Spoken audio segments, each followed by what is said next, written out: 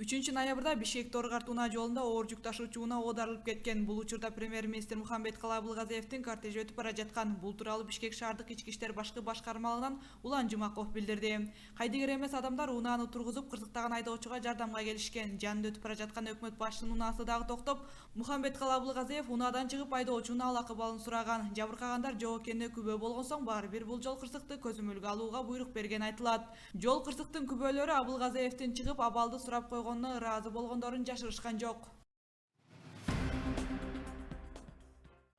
Жүктү кароо үчүн жаңы орнотулган стационардык инспектордук текшерүүчү комплекс башкы кызматтын ишин ыкчамдатууга жана аны ачык болуусуна шарт түзөт. Бул тууралуу премьер-министр Мухамбеткалый Абылгазиев Нарын областына жайгашкан Торгарт көзөмөл өткөрмө жайынын иши менен таанышуу маалында билдирди. Кыргызстан Евразия экономикалык биримдигине кошулуусу боюнча жол картаны жүзөгө ашыруунун алкагында Россия тарап Торгарт көзөмөл өткөрүү пунктуна материалдык техникалык жабдууга 120 миллион АКШ долларын бөлгөн. Мамлекеттик бажы кызматынын төрагасы Алтынбек Тоорутаев учурда модернизациялоо иштери аягына чыкканын жана жаңы жабдуулар ишке даяр экендигин айтты. Мухамбеткалый Абылгазиев өткөрмө пункту көрүп чыгып, бажы кызматынын ишине киргизилген жаңылыктар кыйла жакшы жана ыкчам иштөөгө шарт түзөрүн баса белгиледи.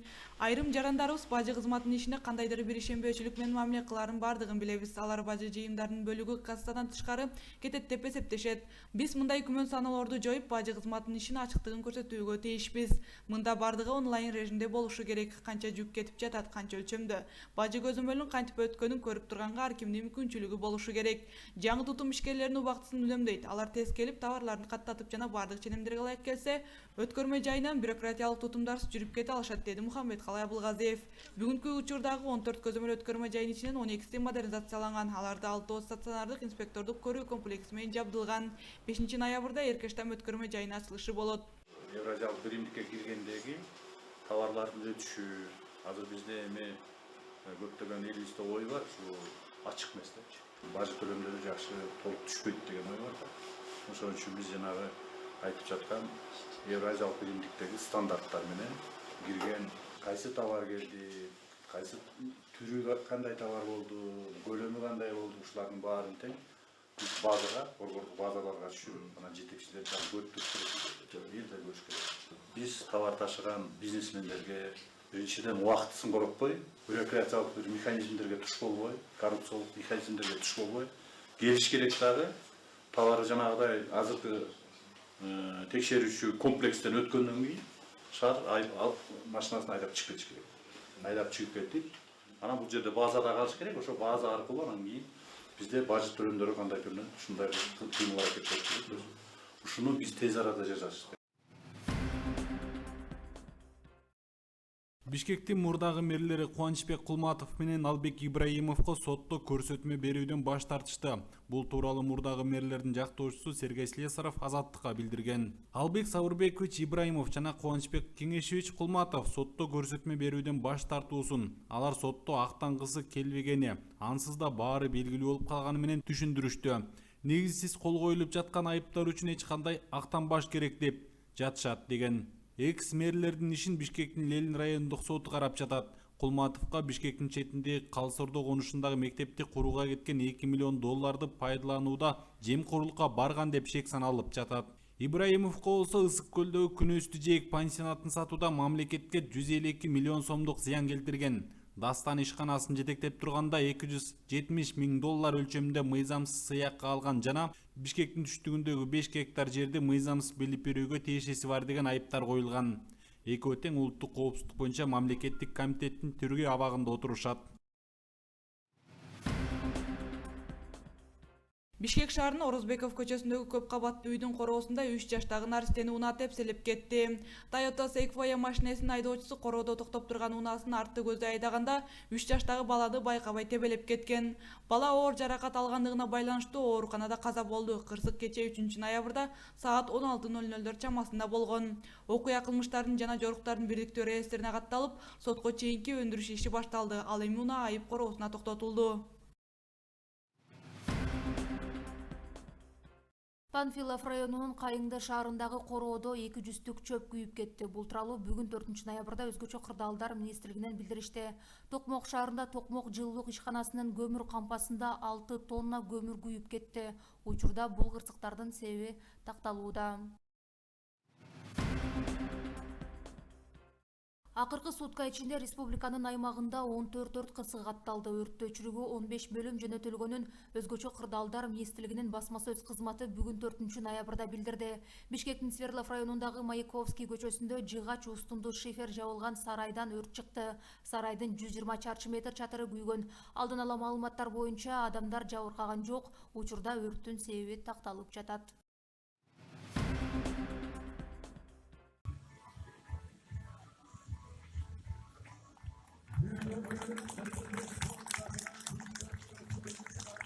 Бүгүн 4 ноябрда Нарын шаарында мамлекеттик ишмер Турдакын Усубалиевдин 100 жылдык мааракеси белгиленип жатат. Бул тууралуу аймактык кабарчы билдирди.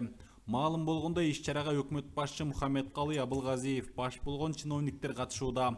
Анын алкагында Нарын шаарынын Борбордук аянтында Турдакын Усубалиевдин эстелиги ачылды. Борбордук аянт жалпы 19 миллион 600 миң сомго оңдолду.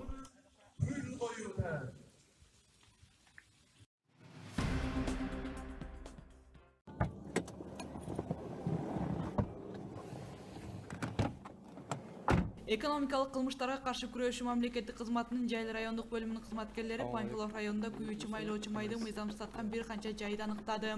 Маалыматка караганда Панфилов районундагы жеке турак үйлөрдөн бензин жана дизелдик майды сатып жатышкан. Каржы полициясы сапатсыз май унаага зыян келтирип, айлана чөйрөнү булгай тургандыгын билдирди.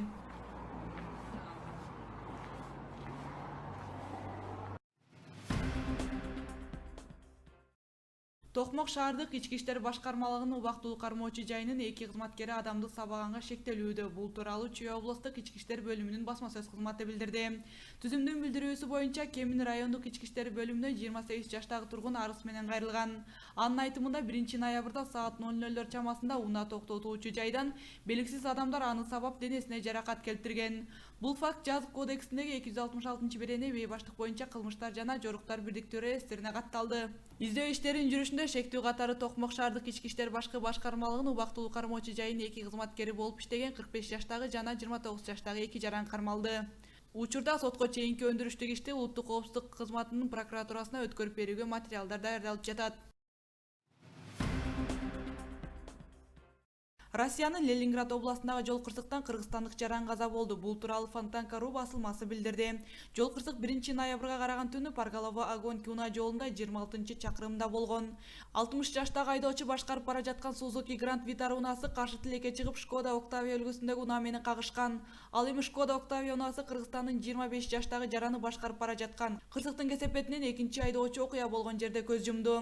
Жол кыймылынын коопсуздугун камсыздоо башкы башкармалыгынын маалыматына караганда кыргызстандык жаран бир нече жолу административдик жоопкерчиликке тартылгандыктан ага 2019-жылдын февраль айынан 2022-жылдын январь айына чейин Россиянын аймагына кирүүгө тыюу салынган. Жумгал районунун Жаңарык айылындагы Касымбек уулу Мамбеталы атындагы орто мектебинде бүгүнкү татыктуу билим тарбия эртеңки муунун келечеги аталышында облустук семинар болуп өттү. Бул тууралуу аймактык кабарчы билдирди.